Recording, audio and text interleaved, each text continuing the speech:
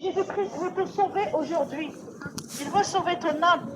Parce que ton âme a de la valeur aux yeux de Dieu. Tu as de la valeur aux yeux de Dieu. Dieu t'a choisi. Il veut sauver chaque personne. Il a donné sa vie sur la croix. Il a tout donné. Il n'y a personne sur cette terre qui peut donner sa vie pour toi. Et même si tu trouves quelqu'un qui donne sa vie pour toi, eh bien ça ne marche pas. Parce que tous les humains ont péché contre Dieu, ils sont des humains. Mais Jésus-Christ, c'est le Fils de Dieu. Jésus-Christ, c'est celui qui est venu du ciel. Il est venu sur la terre. Dieu a utilisé une femme pour qu'il puisse avoir un corps comme nous.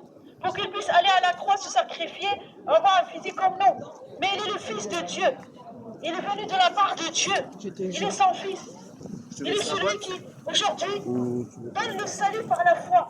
C'est uniquement par la foi en lui. Ce n'est pas par les œuvres. Messieurs, dames, on n'est pas sauvé par les œuvres, par les bonnes actions. Certains, ils pensent qu'en faisant de bonnes actions, je vais mériter le ciel, je vais mériter le paradis, le ciel. Tu as tort de penser comme ça.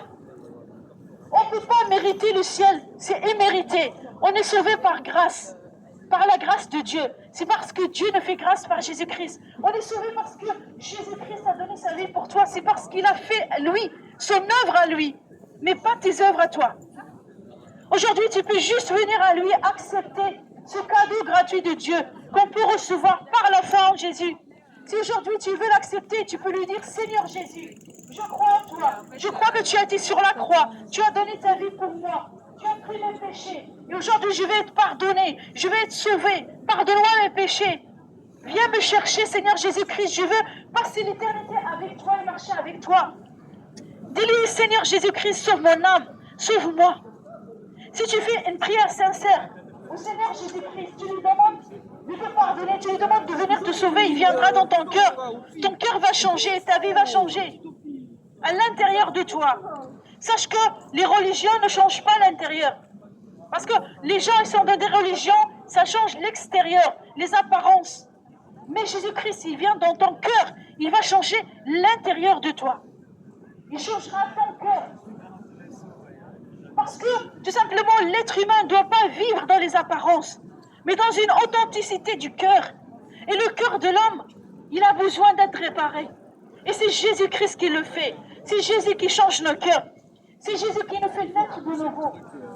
On a été séparés de Dieu à cause du péché. On était morts spirituellement. Tous ceux qui n'ont pas encore Jésus, ils sont morts spirituellement. La partie esprit est morte. C'est pour ça aujourd'hui, on voit le péché partout, on voit les problèmes, on voit des choses mauvaises parce que tout simplement, le péché est rentré, il y a eu cette séparation d'avec Dieu à cause du péché justement. Mais aujourd'hui, pour que nous puissions encore revenir à Dieu, avoir encore cette connexion avec Dieu, tu as envoyé Jésus-Christ. Et quand tu crois en Jésus, tu le reçois par la foi. Tu viens à lui sincèrement. Qu'est-ce qu'il fait? Il va te ressusciter dans ton esprit. Il ressuscite l'intérieur de toi dans ton esprit. Il commence à changer ton cœur. Tu auras une nouvelle nature de sainteté dans ton cœur. Même toi-même, tu vas te lever, tu vas dire, je sens que je ne dois pas pécher. Je ne dois pas faire de mauvaises choses. Pourquoi? Parce que tout simplement, tu as reçu Jésus. Quand tu as reçu Jésus-Christ, il change l'intérieur de toi. Contrairement